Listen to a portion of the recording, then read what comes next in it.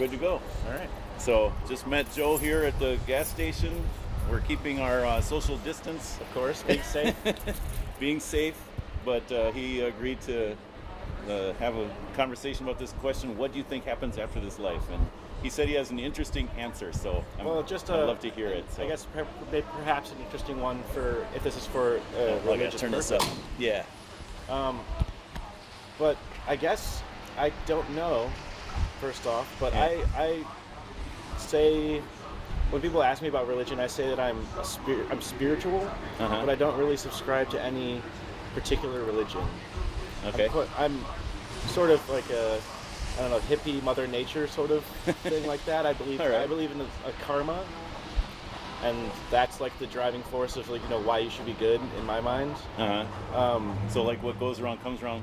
Yes. In this life, or extending into another life after this one? I think certainly in this life, and I think that there's possibly. I've tossed around the idea that there's a certain number of souls that could ever exist, and when one soul is used up, when one soul passes, Yeah. it is then sort of reincarnated into another. Okay. And the karma from the past life sort of dictates what might happen or how the person might act in the next life. Okay. With that It's a particular very soul. Hindu, if it? you're familiar with Hinduism. I've really just Yeah. kind of picked these things up over. I don't know. I'm 22 years old, so over my years. Yeah. I grew up Presbyterian. Oh, okay. When you say picked it up from other belief systems, or is it more like wishful thinking, or you're using your imagination, that sort of thing? I wouldn't say that I've exactly studied religions, but I know bits and pieces of, I guess, many different religions. This may scare you, but I promise that it's not scary. Okay. But one that I'm really interested in is Satanism, Uh-huh. because it's not, to be very, very clear, it has absolutely nothing to do with Satan. It's only the people that made it only named it that to be provocative. Okay. But what it really is about personal liberty and doing what makes you happy, not at the expense of other people by any means. Yeah. You're still supposed to, treat others how you like to be treated and all of that, but it's sort of about, again, personal liberation. Yeah. And I guess freedom from any one particular subscription of religion or of a particular kind of government or anything like that. So that's the one that I think I know Sounds like most about, other than Christianity. hedonism.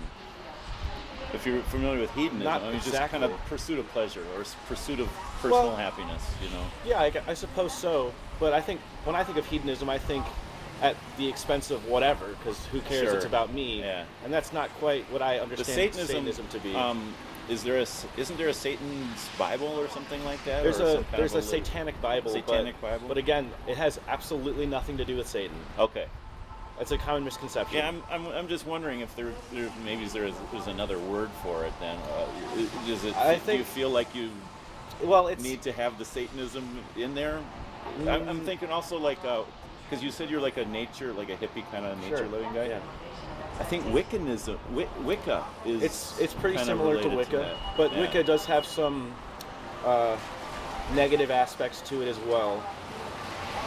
I guess through the lens of Christianity. Yeah. Well, Satanism would too. I certainly, but oh yeah, both I guess. Yeah. yeah, both. But there are certain. I mean, so for by my meaning of personal liberty, there are certainly people who do terrible things and justify it by saying, "Well, I'm a Satanist," but that's not what it's really about. They're perverting what the texts actually say. Yeah. Okay. Sorry. But I guess to circle back to your question, what do I believe happens after death?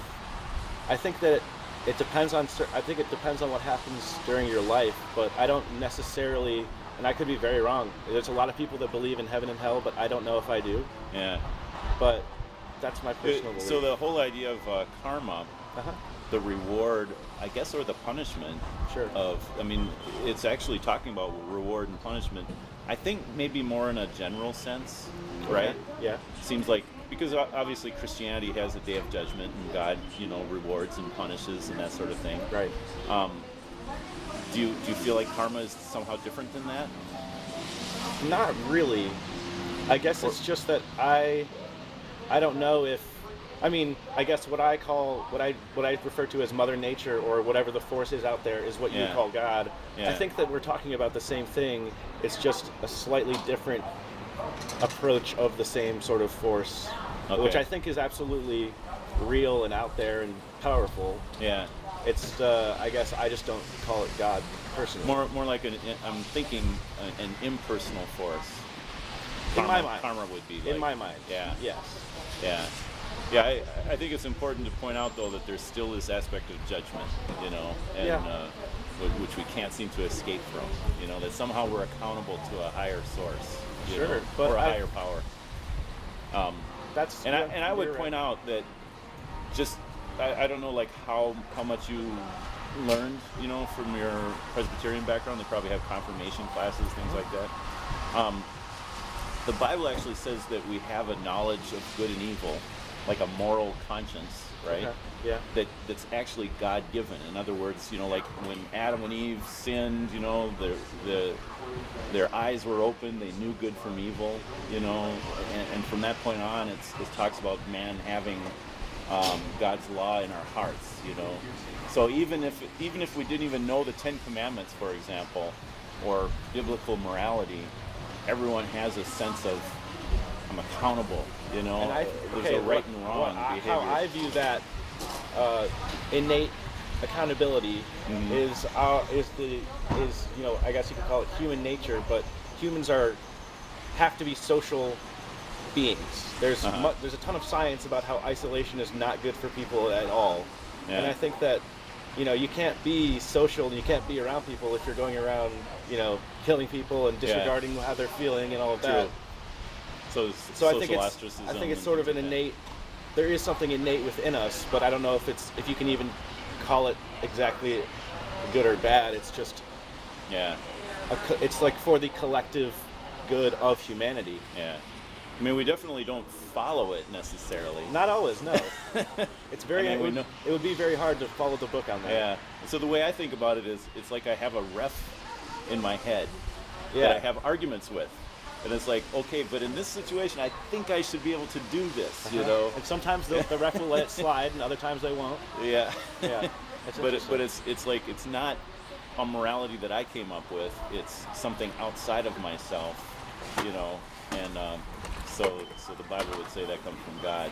Yeah. What, may I ask, you said your name's Joe? Was there a certain point where you just decided, I'm going to turn from my Presbyterian or just Christian background and pursue other things? Was there a particular reason for that, or something that happened, or just kind of a gradual... There was never a time when there's no event or anything like that turned me away, but I think rather I just never saw enough evidence or was convinced enough to be fully subscribed to Christianity. Yeah. You know, I don't think, like, I grew up around it, and then, you know, I mean, like, physical, historical evidence, or evidence in the lives of people, you know, both. There's different, I think that I was just never fully convinced personally. Okay. Not that I don't. As a Christian, I would like to convince you, but sure, but everyone has their own. You know, I've learned that I can't convince anyone. You know, but I do feel like I want to give you something that'll maybe just get you to look at the Christian side of things, because culture, especially today, is totally like, you go to a public school. Yeah, I did. I mean, I'm actually a public high school teacher, so I know this. Anything that's, I don't want to say anything, but culture is kind of leading us in the secular direction, or away from anything that would support Christianity as a viable, you know, belief system.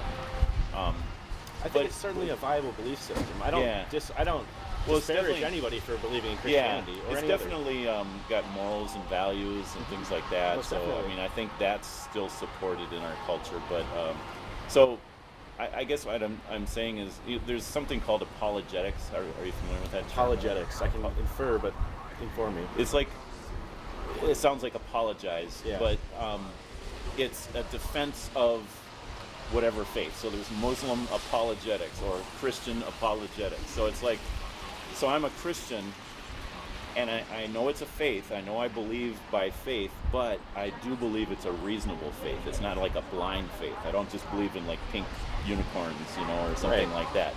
So there's it's a historical faith. And so what's the historical evidence that would make me believe in it? Where did the Bible come from, for example, things like that? There's questions about, you know, the background of the Bible. Sure. The world would say one thing, you know, the historical evidence, there's a ton of evidence, I'll say, I believe. And so there's, you know, people who've put this together in a way that helps you understand you can be a Christian and not throw your mind, you know, out. Right. I mean, with so that, you can have a reasonable religion, yeah. With whatever religion, I don't think you should ever just fully subscribe to it without thinking. Right. Yeah.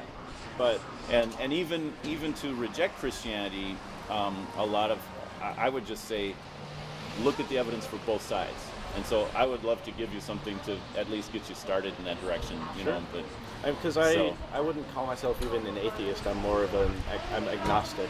Well, I mean, yeah, I mean, you believe in a spiritual realm, it sounds like, and that's or something like that. I don't really know what it is either. So a lot of atheists would call themselves, I guess, naturalists, where they say, oh, the only thing that exists is what, you know, we can see, hear, touch, and smell, that sort of thing. I've experienced life enough to know that I don't think that's true. Yeah. I think that there's something more, but I just don't know what it is. Yep. So I want to, I'll go get that, you know, sure. and appreciate the, you know, conversation. Yeah, absolutely. So I always like having an intellectual conversation. Yeah, you just jumped at the chance. I appreciate that. So.